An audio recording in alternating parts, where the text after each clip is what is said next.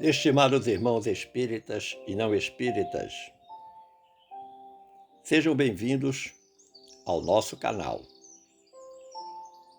Inscreva-se, compartilhe, avalie. Saúdo a todos os irmãos da Casa Espírita Maria de Nazaré, em Gravatá, Pernambuco, desejando que tenhamos uma tarde proveitosa em torno das reflexões sobre o Evangelho de Jesus.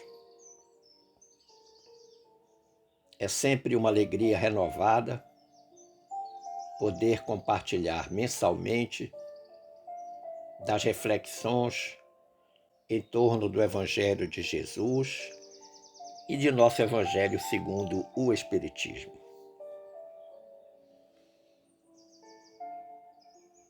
A boa nova de Jesus é o único passaporte seguro para alcançarmos a plena felicidade de que nos falou o Mestre. O estudo, a compreensão e aplicação dos princípios evangélicos de Jesus constitui elevado galardão para todos aqueles que buscam a paz interior, a serenidade, a felicidade, em última instância, a realização plena. Foi-nos solicitado refletir hoje sobre o tema O Dever. Uma instrução do Espírito Lázaro, contida no capítulo 17 de nosso Evangelho segundo o Espiritismo. Sempre que ouvimos essa palavra de apenas 5 letras, dever, com apenas uma vogal que se repete. Sempre que ouvimos essa palavra, imediatamente nos lembramos de obrigações. Obrigações que nos fazem lembrar compromisso, responsabilidade, transformação. Os mais antigos devem recordar que na escola, todos os dias, recebíamos o dever de casa, um conjunto de tarefas escolares que deveriam ser apresentadas no dia seguinte. Devem lembrar ainda que os homens, quando alcançavam 18 anos, tinham o dever de servir à pátria e eram alcançados pelo serviço militar. Muitos pais cobravam dos filhos: você tem o dever de passar no vestibular, depois de todo esse investimento que fizemos na sua educação. E aqueles que casavam na Igreja Católica, geralmente ouviam o sacerdote dizer que os nubentes tinham o dever da fidelidade recíproca. Dever, dever, dever. Afinal, o que é dever? Como verbo, significa ter de pagar alguma coisa devida. Você está devendo um dinheiro a alguém? Tem o dever de pagar. Como substantivo, indica estar em uma situação de agradecimento. Nós dizemos assim: eu tenho o dever de lhe retribuir, quando desejamos retribuir alguma gentileza que alguém nos faça. Dever, neste caso, é um substantivo. Do ponto de vista teológico doutrinário, como podemos considerar o dever? Vamos lá no capítulo 21 da obra Pensamento e Vida, do benfeitor espiritual Emmanuel, com o médium Francisco Cândido Xavier. Este capítulo 21 é intitulado O Dever. E nesse capítulo, Emmanuel diz assim: o dever define a submissão que nos cabe a certos princípios estabelecidos como leis pela sabedoria divina para o desenvolvimento de nossas faculdades. Olha que interessante. Então nós temos o dever de cumprir as leis de Deus. Agora, nós precisamos entender que nesse conceito teológico doutrinário existem três coisas, ou três princípios aí colocados: o sentimento, o pensamento e a ação. Eles sempre devem estar subordinados ao dever de sermos justos, sermos bons, sermos honestos. E é uma trilogia absolutamente indissociável. Dela não podemos fugir. O benfeitor Emmanuel, nessa mesma obra, Pensamento e Vida, ele considera o dever como região moral de serviço em que somos constantemente alertados pela consciência. Olha que interessante. Região moral. Portanto, tem a ver com as coisas de elevada moralidade, as coisas do bem, as coisas certas, corretas. Essa região moral é que desperta em nós o julgamento para que possamos aferir aquilo que estamos fazendo, se é certo ou se é errado. Quando fazemos algo, quando sentimos algo, quando pensamos algo, quando dizemos algo, a nossa consciência nos alerta, porque ela é uma região moral onde estão inscritas as leis de Deus. Porque é uma pergunta lá do Livro dos Espíritos. Kardec perguntou: onde estão escritas as leis de Deus? Na consciência. Ora, sendo uma região moral que serve de guardiã dos nossos bons pensamentos, dos nossos bons sentimentos, das nossas boas atitudes, é através dela que nós vamos exteriorizar a nossa melhor parte, como diz o Emmanuel, como também recolhendo a melhor parte dos outros. Agora, é preciso atentar que o dever nos impede de terceirizarmos nossa infelicidade, de acharmos que as coisas ruins que nos acontecem dependem mais dos outros do que nós mesmos. E aí nós sapecamos a culpa dos nossos problemas, das nossas dificuldades, das nossas contrariedades, sempre nos outros. Nós terceirizamos a responsabilidade. Nós não temos nenhuma, os outros é que são responsáveis. Quando não é verdade.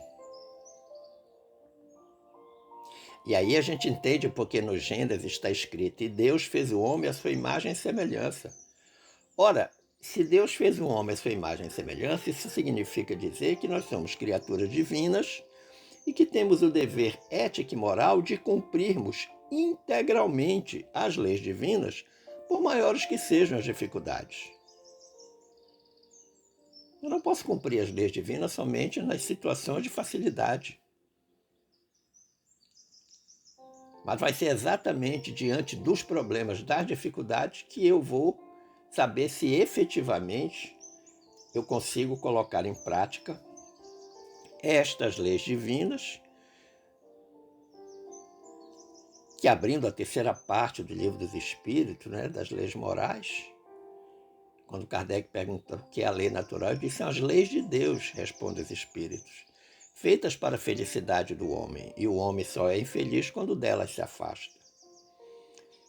Então a minha infelicidade não depende dos outros, não depende dos fatos da vida, não depende do meu patrão, não depende do governo, não depende disso, depende de mim. Mas você pode dizer, sim, quando as pessoas criarem objetivamente um problema contra você, a lei divina vai lhe ensinar a perdoar, a ter resignação, a sublimar, a ver o lado positivo da situação difícil. É fato que nós temos deveres para conosco mesmo, na proteção da nossa saúde, nos cuidados que devemos ter com o pensamento, nas inclinações espirituais que todos temos. Temos deveres para com a família, deveres de proteção, de sustentação, de boa orientação, especialmente dos filhos. Deveres para com os amigos, sim, para com os amigos. Por quê? Porque os amigos são bênçãos colocadas por Deus em nossa existência e através dos quais nós desenvolvemos e potencializamos virtudes. Virtudes como o entendimento, a aceitação, a resignação, o perdão, entre tantas outras virtudes que eu denomino virtudes crísticas. Se tem algo que nos incomoda bastante é quando um amigo comete um erro grave contra nós. Ora, se ele cometeu um erro grave contra nós, não podemos cometer um erro maior em desprezá-lo, em brigar com ele. Nós vamos fazer um super ultra esforço de entendimento, de aceitação, de resignação para terminarmos a circunstância com o perdão. Porque nós também um dia precisaremos de tudo isso, porque nós também cometemos para com os outros situações desagradáveis, às custas das imperfeições morais que ainda possuímos. Nós temos deveres para com a pátria, temos deveres para com a sociedade. Por exemplo, na vida social, nós temos que exemplarmente ter condutas de paz e harmonia, de respeito às criaturas, de respeito à natureza, de preservação dos verdadeiros valores morais. Nós precisamos ser exemplo, nós precisamos ser espelho. Nós não podemos ficar no discurso religioso e cuja prática de vida vai na contramão. Eu lembro aqui que existe uma frase do Khalil Gibran que diz assim: e disse o divino, ame o seu inimigo. E eu obedeci e amei a mim mesmo. Olha que interessante. Inicialmente a gente pensa que ele está falando com o inimigo externo. Ame o seu inimigo.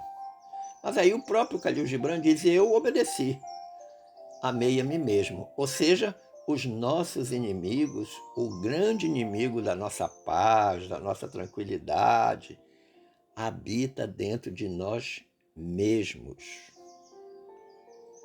Razão pela qual não podemos terceirizar os nossos problemas, as nossas dificuldades. Nós precisamos identificar, sem máscara, sem nenhum tipo de máscara, as nossas dificuldades interiores. Mas também não basta somente identificar, nós temos que combatê-las.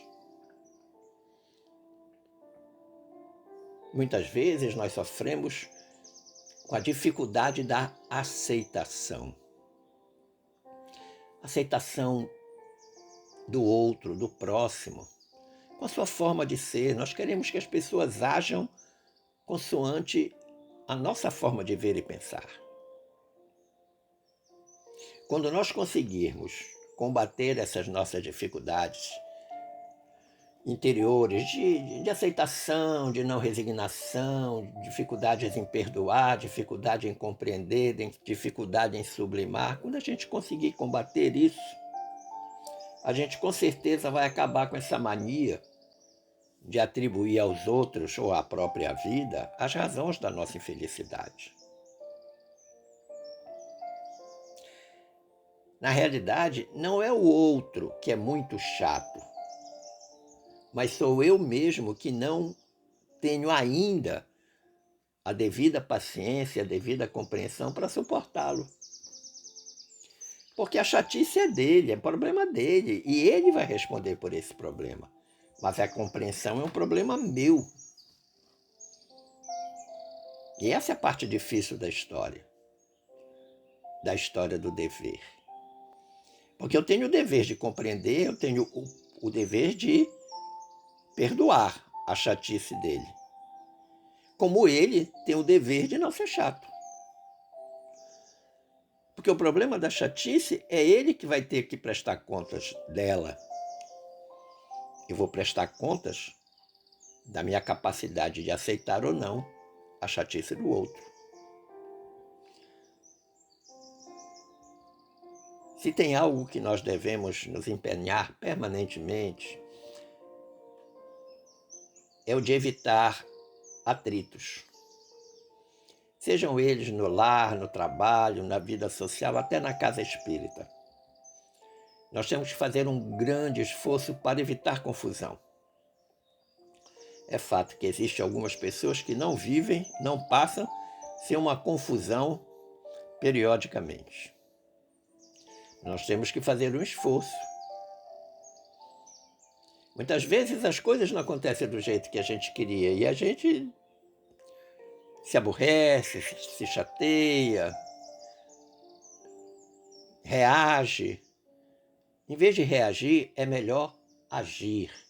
Agir com serenidade, com prudência, com sabedoria, com calma, com paciência, com resignação. Isso tudo é processual. Isso tudo precisa de um treinamento. Ninguém fica resignado de segunda para terça, nem de janeiro para dezembro. Às vezes passa uma reencarnação todinha e não aprende a resignação. Fica para a próxima.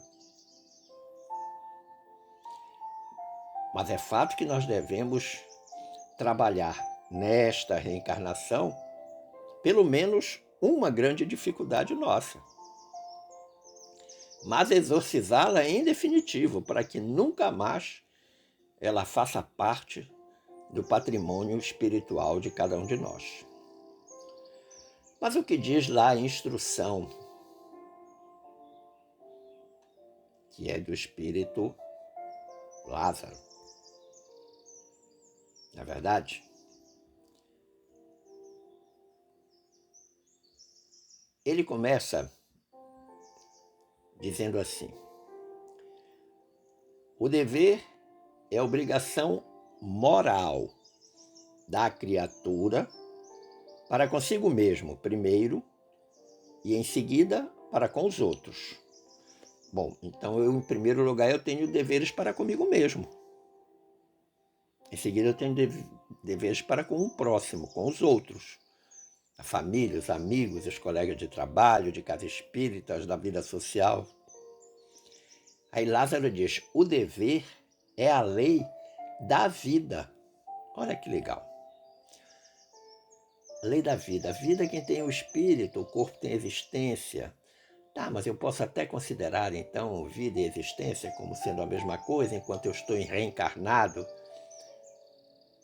Então, esta minha existência tem uma lei fundamental, que é a do dever. E aí o Lázaro diz: com ele deparamos nas mais ínfimas particularidades, como nos atos mais elevados. Eu tenho que cumprir o meu dever, não apenas nas coisas pequenas, mas também nas coisas grandes. Mas aí ele chama atenção para algo que é fundamental. Quero aqui falar apenas do dever moral e não do dever que as profissões impõem. Isso é importante, hein? Então, o cerne do capítulo é o dever moral. Porque o meu dever como pai, como esposo, como avô, como professor, como dentista, como funcionário público, esses são deveres ligados à minha existência corporal. Claro que com reflexos no meu espírito, mas eu tenho que saber como vão meus deveres morais. Suportar uma ingratidão, como é que eu faço? Eu desprezo a criatura que foi ingrata ou compreendo e abraço, sabendo que o erro foi dela? Nessa primeira fala de Lázaro, que o dever e obrigação moral da criatura é para consigo mesmo, em primeiro lugar, e em segundo, para com os outros, então duas coisas chamam a nossa atenção.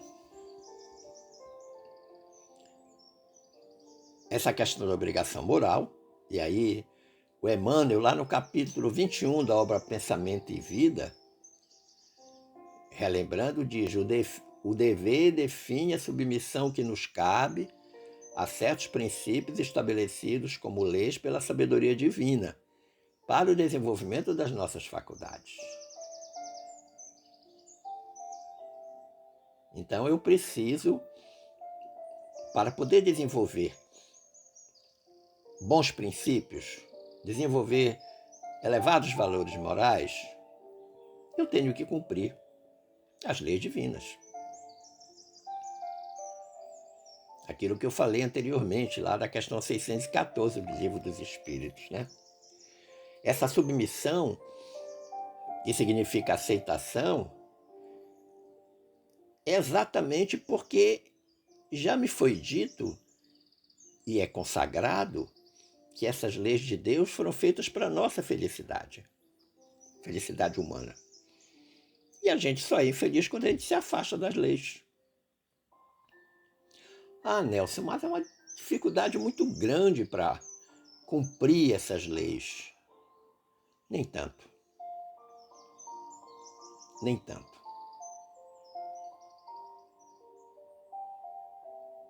E o segundo aspecto, que é importante, eu falei um pouquinho anteriormente, essa questão do dever ser lei da vida.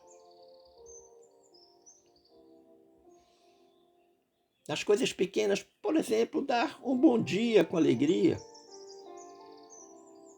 Ou nas coisas complicadas, perdoar uma grande ofensa que lhe desmoralizou no trabalho, por exemplo.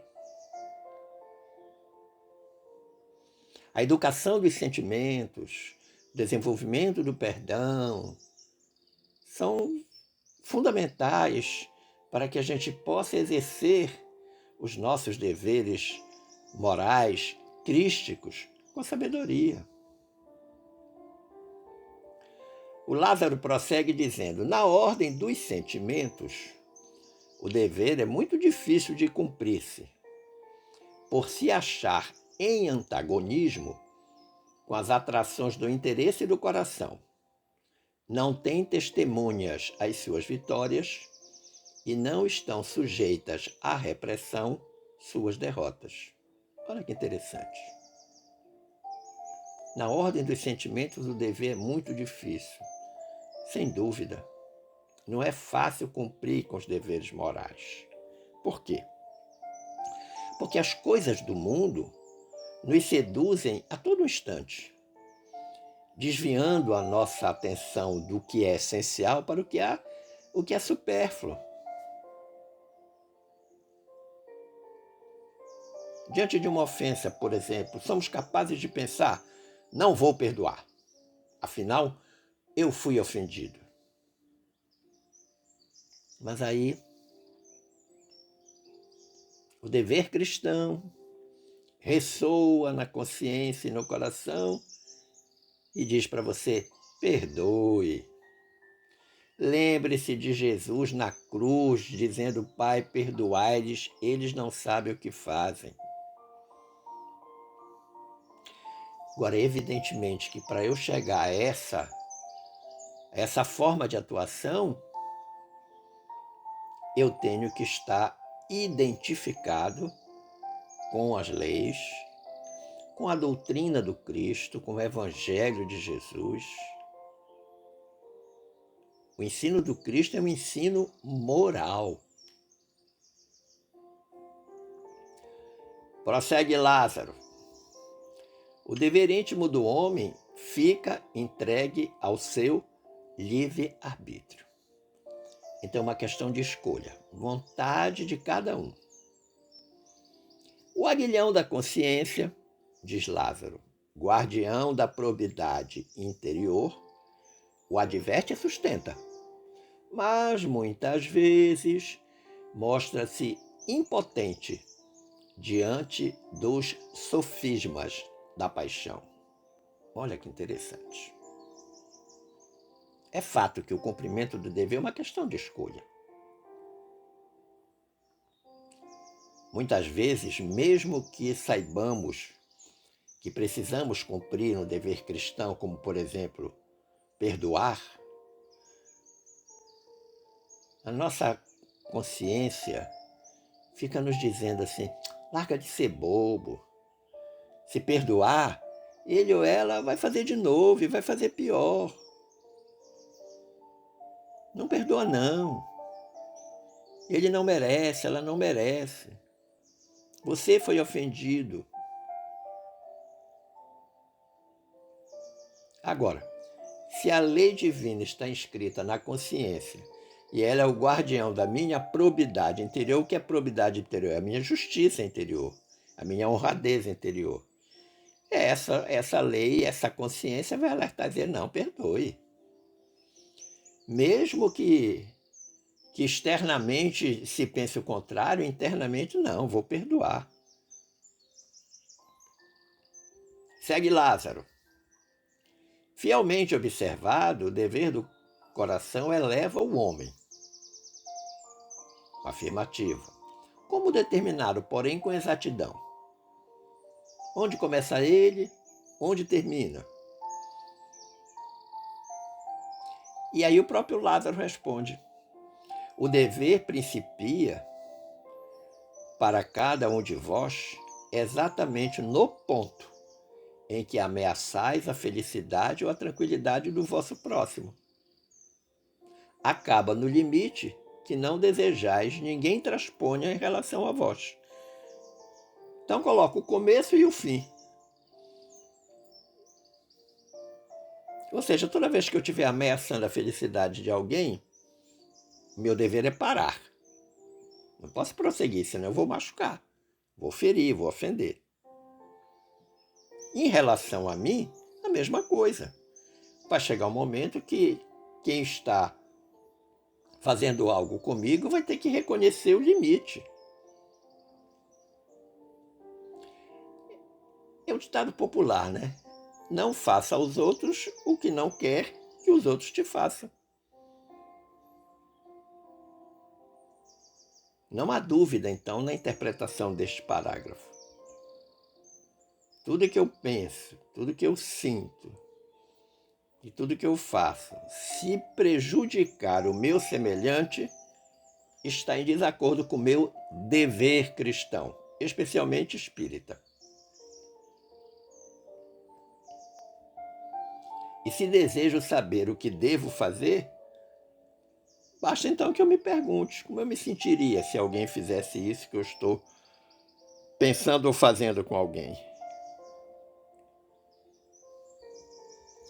Prossegue Lázaro dizendo: Deus criou todos os homens iguais para a dor, pequenos ou grandes, ignorantes ou instruídos, sofrem todos pelas mesmas causas, a fim de que cada um julgue em sã consciência o mal que pode fazer.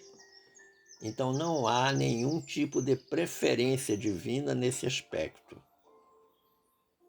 Todos somos iguais. Com relação ao bem, infinitamente vário nas suas expressões, não é o mesmo critério. A igualdade em face da dor é uma sublime providência de Deus, que quer que todos os seus filhos, instruídos pela experiência comum, não pratiquem o mal, alegando ignorância de seus efeitos. Olha que interessante. A sentença-chave é a última nesse parágrafo, né? A igualdade em face da dor é uma sublime providência de Deus, que quer que todos os seus filhos, instruídos pela experiência comum, não pratiquem o mal alegando ignorância dos seus efeitos. Há muito tempo que a gente sabe disso. Muito antes da vinda de Jesus, a lei de causa e efeito já era conhecida. Mas nosso mestre amado confirmava essa lei todas as vezes que ele realizava uma cura. Que ele realizava a cura e dizia: vá e não peques mais, para que não te suceda algo pior. Nós espíritas já temos pleno conhecimento dessa lei. Tudo que nós fazemos, a nós retorna, seja de bom, seja ruim. Por isso que a dor nos iguala. Não estamos falando de dor física, estamos falando de dor moral. Dor física, cada uma tem a sua de acordo com o seu limiar de sensibilidade. Mas a dor moral deixa todo mundo igual. Lázaro diz ainda: o dever é o resumo prático de todas as especulações morais. Resumo prático. É uma bravura da alma que enfrenta as angústias da luta. É austero e brando, pronto a dobrar-se às mais diversas complicações. Conserva-se inflexível diante das suas tentações. O homem que cumpre o seu dever ama a Deus mais do que as criaturas e ama as criaturas mais que a si mesmo. É um tempo mesmo, juiz e escravo em causa própria. Olha que interessante. O homem que cumpre o seu dever ama a Deus mais do que as criaturas e ama as criaturas mais que a si mesmo. A nossa luta diária é contra a tentação. O pecado ou o erro é a luta mal sucedida contra a tentação. Porque a tentação ela é suave, ela é maneira, ela é inebriante, anestesiante mesmo. Diante da possibilidade de fazer alguma coisa errada, a tentação vem e diz lá pra gente: vai lá, ninguém está vendo. Essa oportunidade pode ser a última. Nesse momento, nós nos tornamos escravo da tentação. Mas a própria consciência, onde estão escritas as leis divinas, funciona como juiz e nos diz: você errou. E aí vem o remorso, vem a culpa. E é uma situação extremamente desfavorável. E agora? O que fazer? Recomeçar. Segue Lázaro. O dever é o mais belo laurel da razão. Descende desta, a razão, como o filho de sua mãe. O homem tem de amar o dever, não porque preserve de males a vida, males aos quais a humanidade não pode subtrair-se, mas porque confere à alma o vigor necessário, ao seu desenvolvimento. Olha que interessante. O cumprimento do dever não exclui a possibilidade de nós enfrentarmos problemas e dificuldades. Não exclui. Nós precisaremos passar por problemas e dificuldades. Mas quem tem o dever bem cumprido, quem está afinado com as leis de Deus, tem o que ele chama de vigor necessário para o enfrentamento. Todos enfrentamos dificuldades. Diariamente, vários são os problemas que nos afligem. Em casa, no trabalho, com os amigos, na vida social, na casa espírita. E por que esses problemas acontecem? Bom, eu creio que é para sabermos se já adquirimos a devida capacidade para enfrentá-los. Sim, porque estamos no mundo de provas e expiações. Nós precisamos ser testados, especialmente nós espíritas, para ver se, de fato, aquilo que dizemos, sabemos praticar. Eu acho que é por essa razão que Lázaro disse no final da sentença. Porque confere à alma o vigor necessário ao seu desenvolvimento. É na luta diária que a gente vai aprender a localizar as nossas forças interiores para o enfrentamento das dificuldades. Dificuldade no trabalho, dificuldade com os amigos, as dificuldades financeiras que todos temos, mais para uns, menos para outros, mas que são grandes.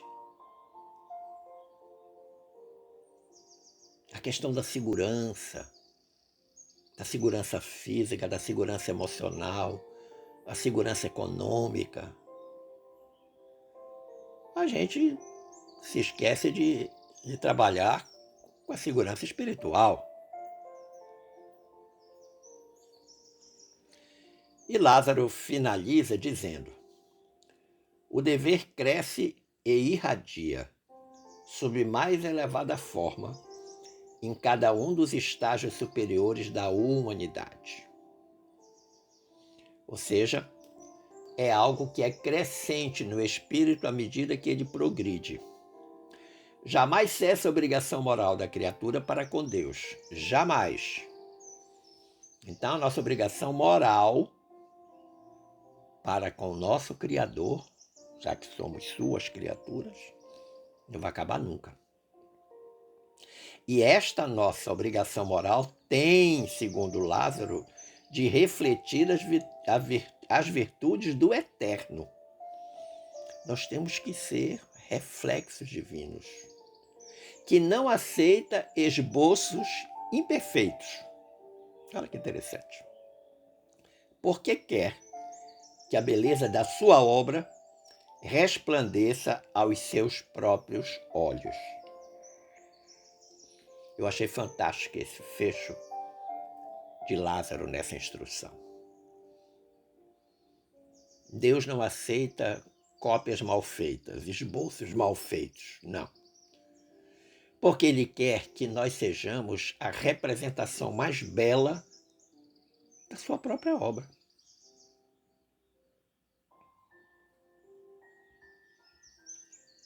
E aí aqui a gente entende, né? Porque o Gênesis diz: e Deus fez o homem à sua imagem e semelhança.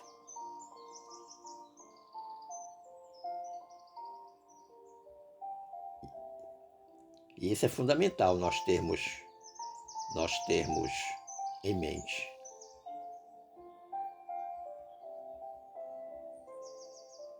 Não por acaso, a confreira Leda Ebner, do Centro Espírita Batuíra, lá em Ribeirão Preto, São Paulo, disse algo muito importante num texto dela que eu li. Leda diz assim: no cumprimento de um dever, o homem, quase sempre, pratica a renúncia, o desprendimento aos seus desejos, a disciplina e outras virtudes que o levam a perseverar na intenção de ser um homem de bem, e, se espírita, um bom espírita. Olha que interessante. Todas as vezes que nós cumprimos integralmente e fielmente os nossos deveres, nós estamos sendo um homem de bem, nós estamos sendo um bom espírita. O que nós não podemos esquecer é que, se é possível esconder dos homens os nossos reais sentimentos, os nossos pensamentos, a Deus a gente não consegue escondê-los, de Deus a gente não consegue escondê-los. Veja, se alguém leva um tombo na vida,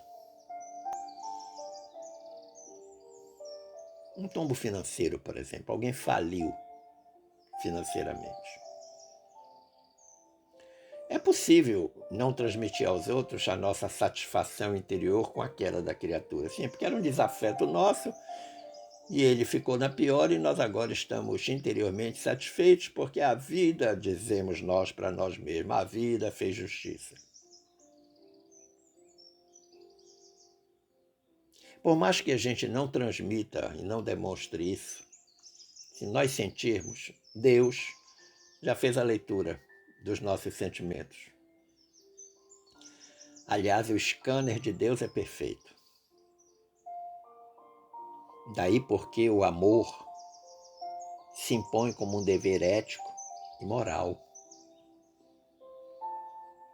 Nós não podemos vacilar nesse aspecto. O amor é um dever ético e moral. E quem pratica o amor, amar como Jesus amou, como disse o padre Zezinho, seguramente, do ponto de vista ético e moral, está num estágio elevado. Saibamos cumprir bem os nossos deveres crísticos, porque os grandes beneficiários sempre seremos nós mesmos.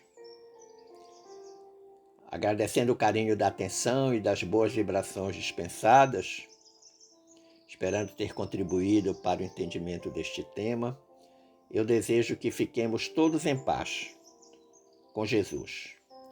Um forte abraço.